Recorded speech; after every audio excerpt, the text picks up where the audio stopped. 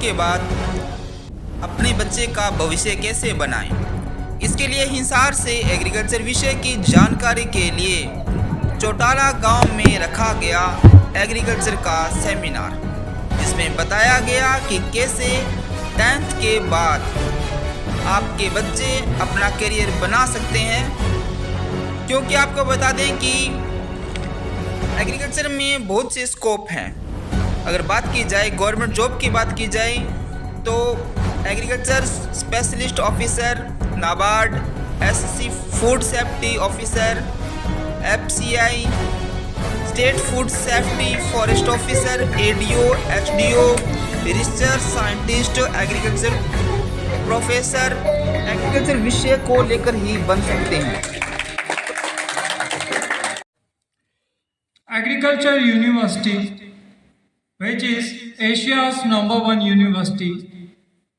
So first I would like to invite from Shri Ram Academy, who will guide us why should we take agriculture stream and how can we save our future.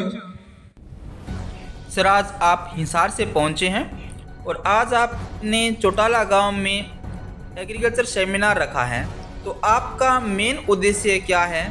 किस तरह से 10th और 12th में पढ़ने वाला बच्चा अपना भविष्य एग्रीकल्चर फील्ड में बना सकता है? इसको लेकर सर आपका क्या कहना है? कैसा संभव होगा? किसानों का सर मैं नहीं कह सकता, पर स्टूडेंट के लिए मैं कह सकता हूँ, क्योंकि मैं खुद एक स्टूडेंट हूँ अभी तक। तो स्टूडेंट का ऐसे है सर, जैसे अपनी हरियाणा एग्रीकल्चर यूनिवर्सिटी है, एशिया की सबसे बड़ी यूनिवर्सिटी है, और लगभग लोगों में जागरूकता नहीं है इसको लेके, मान लो। पर अगर इसके अंदर किसी स्टूडेंट का हो जाता है तो उसका कह सकते हैं भी फ्यूचर एक हिसाब से सिक्योर है। हो सकता है किसान का खेती के अंदर ना हो, पर स्टूडेंट का एग्रीकल्चर के अंदर सिक्योर है। तो इसका कारण ये है सर, जैसे आप किसानी को देखो या खेती को देखो, तो मैं बड़ा आंसर दे सकता हूँ इसका। तो इस पूरी चेन में आप देखो, जैसे किसान कोई फसल उगाता है तो वो फसल रेडी पे जाती है, रेडी वाला पैसे कमाता है, समझ रहे हो? किसान बीज लेके आता है, बीज वाला पैसे कमाता है, जो बीज के लिए रिसर्च करते हैं वो पैसे कमाते हैं। तो अगर आप पूरी चेन को देखो तो एक किसान ही है जो पैसे नहीं कमा पा रहा। तो अपने एक तो चीज है मैं कोसता रहूं इस चीज को, और एक चीज है मैं इससे बाहर निकल के और चेन में दूसरी जगह भी जा सकता हूँ। तो मैं एक अच्छा रिसर्चर भी बन सकता हूँ। जैसे मेरा एग्रीकल्चर इंटरेस्ट था, तो मेरा ऐसे था भी मुझे रिसर्च में जाना है, तो वो मैं यूनिवर्सिटी के थ्रू जा सकता हूँ। उसमें फ्यूचर पूरा सिक्योर है, बढ़िया तनख्वाह है, गवर्नमेंट की तरफ से सब फैसिलिटी है। ऐसा इसमें क्लास बच्चे कौन सी होनी चाहिए? कौन सी क्लास पास किया हो बच्चा? देखो, यूनिवर्सिटी दो तरीके से स्टूडेंट को लेती है, एक तो 10th बेस पे और एक लेती है 12th बेस पे। तो 10th बेस का फायदा ये है, जैसे मुझे लगता था 11th 12th का सिलेबस मेरे लिए मुश्किल है, वो बड़ा है, समझ रहे हो आप बात को। पर 10th की साइंस और एग्रीकल्चर के सिलेबस से अगर मेरा सिलेक्शन हो सकता है तो मुझे ऐसे ही लेना है, मुझे नहीं करना 11th 12th का सिलेबस, वो काफी बड़ा है। तो उन जो ऐसे स्टूडेंट हैं तो उनके लिए 10th वाला बेस्ट है। और उसके बाद अपन ने ट्राई किया, क्योंकि ये बहुत कंपटीशन का एग्जाम है सर, मैं आपको कह दूं आसान है, आसान नहीं है ये। जिसको जेट का पेपर बोलते हैं वही क्या? जेट नहीं सर, वो राजस्थान के अंदर रहता है, हरियाणा में अपने एक यूनिवर्सिटी है, इसी का एग्जाम देना पड़ता है। तो मतलब कि राजस्थान वाले भी इसमें इन्वॉल्व हो सकते हैं? नहीं हो सकते, बस हरियाणा वालों के लिए सर, ये हरियाणा वाले एग्जाम दे सकते हैं, और इसकी 10th बेस पे बस 55 ही सीट है। तो एग्जाम के लिए बहुत मेहनत करनी पड़ेगी, और एक बार नहीं होता तो दोबारा भी तैयारी करनी पड़ेगी, और फिर भी नहीं होता तो 12th पे तैयारी करनी पड़ेगी। मतलब ये अंदर घुसने का रास्ता आसान नहीं है। मैं आपको कह दूं भाई आपने कोचिंग ली और आपका हो गया, ऐसा कुछ नहीं है, आसान नहीं है। जाना एक बार मुश्किल है, पर जिस स्टूडेंट का हो गया उसका फ्यूचर मैं कह सकता हूँ सिक्योर है। तो यानी कि 10th वाले बच्चे के लिए बढ़िया है यदि वो अभी अपना बेस बनाए तो। लेकिन इसके लिए तैयारी कैसे करेगा बच्चा? चौटाला गांव की अगर बात की जाए तो चौटाला गांव में जैसे स्वास्थ्य कोचिंग सेंटर है, इन्होंने अभी चालू किया है, मेरे टाइम पे यहाँ पे नहीं था। तो यहाँ पे आके आप कांटेक्ट करो, कोई दिक्कत नहीं है। यानी कि इस इलाके के जो बच्चे हैं, यानी कि इस 30-40 किलोमीटर के बच्चे जो इस स्वास्थ्य कोचिंग सेंटर से तैयारी कर सकते हैं, जैसे हमारे करीबी मानते हैं कि डबवाली तक बात करें, गोरीवाला तक बात करें। एक और समस्या आ रही थी इससे पहले, जो कोचिंग इनकी जो थी वो लगभग फतेहाबाद से इधर बहुत कम सुनने को मिलती थी, तो इस पर आपका क्या कहना है? हाँ, वो इस टाइम पहले हिसार में ही थी इसकी जी, ठीक है, पर अभी यहाँ पे आ चुकी है मान लो। यानी कि गोरीवाला साइड है यहाँ की और डबवाली साइड है, उनको एक बड़ा फायदा होगा चोटा लगाम में जो स्वास्थ्य कोचिंग सेंटर उसकी वजह से।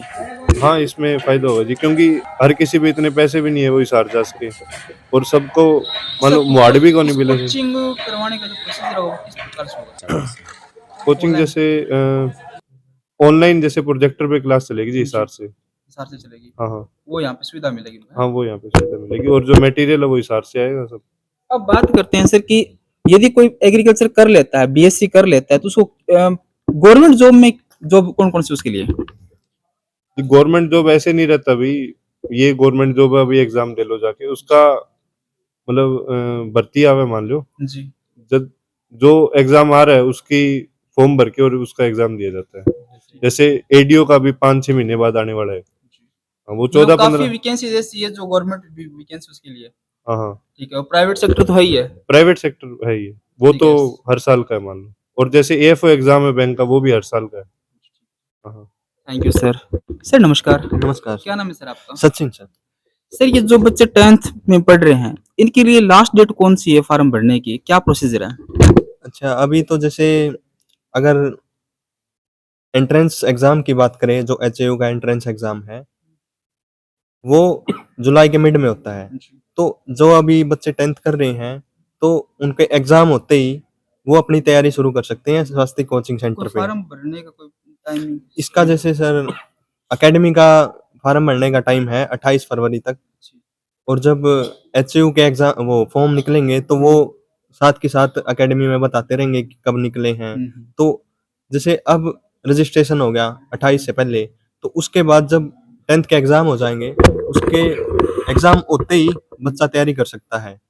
वो ऑनलाइन क्लास लगेंगी, इस हार से सारा कुछ मैनेज होगा, और जो नोट्स होंगे वो मान लो बहुत बढ़िया टॉपर्स ने बनाए हुए हैं, तो मटेरियल में कोई दिक्कत नहीं आएगी, स्टडी में कोई दिक्कत नहीं आएगी, रेगुलर अपने टेस्ट ऐसा होंगे। जो डिसीजन जो स्वास्थ्य कोचिंग सेंटर में लाने का डिसीजन था, वो किस प्रकार का डिसीजन था आपका? ये था जी, जैसे बहुत सारे बच्चे हैं जो इसार जाते हैं, तो इसार में आपको पता है बहुत महंगा है, तो वहाँ पे रहने की दिक्कत है। मतलब बच्चों के भविष्य को लेकर, बच्चों की सहूलियत को लेकर आपने ऐसा किया? हाँ हाँ, तो वहाँ पे खाने की दिक्कत है, तो बहुत सारी दिक्कत है। पीजी में 3-3 4-4 बच्चे रहते हैं। मतलब पीजी वाले चार्ज से तो स्टडी कर लेंगे अपनी है? हाँ हाँ हाँ।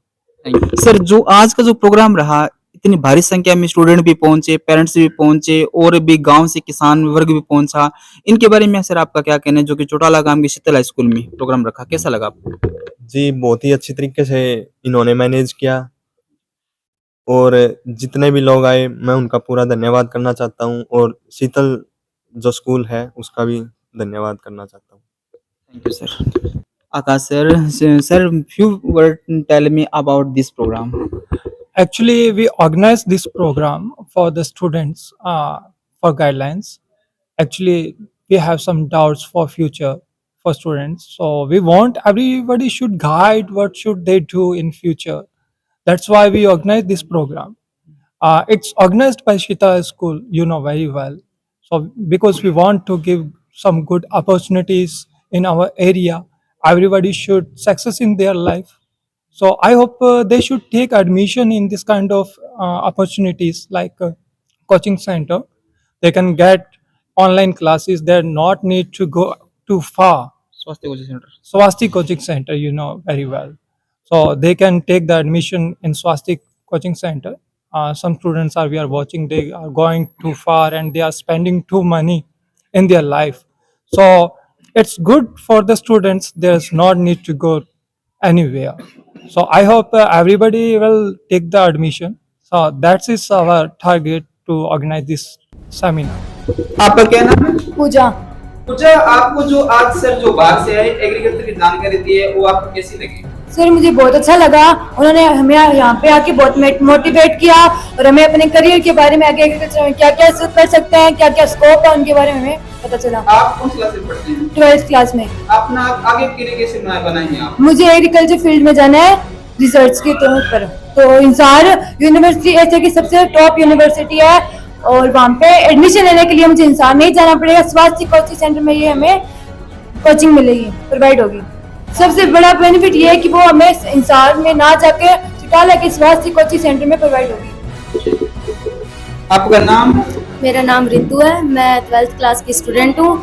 मैं जो चौटाला गांव में कुछ ही दिन पहले एग्रीकल्चर के बारे में लेक्चर दिया गया था, उसमें मतलब अपना फ्यूचर एग्रीकल्चर में कैसे डिसाइड कर सकते हैं एक जॉब के तौर पर या खुद का जो ड्रीम है उसको पूरा करने के लिए, उसके ऊपर हमारे गांव में एक लेक्चर सेमिनार हुआ था, उसमें हमें बताया गया था और ये सेमिनार बहुत अच्छा था। हालांकि सबसे अच्छी बात ये है कि एग्रीकल्चर के लिए हमें कोचिंग के लिए स्टडी के लिए हिसार जाना पड़ता था, अब हिसार न जाकर चौटाला गांव में इसकी कोचिंग प्रोवाइड हो रही है और हम मतलब घर से बाहर भी नहीं जा सकते, अपने गांव में ही रहकर एग्रीकल्चर की अच्छे से तैयारी कर सकते हैं और अपना फ्यूचर बना सकते हैं।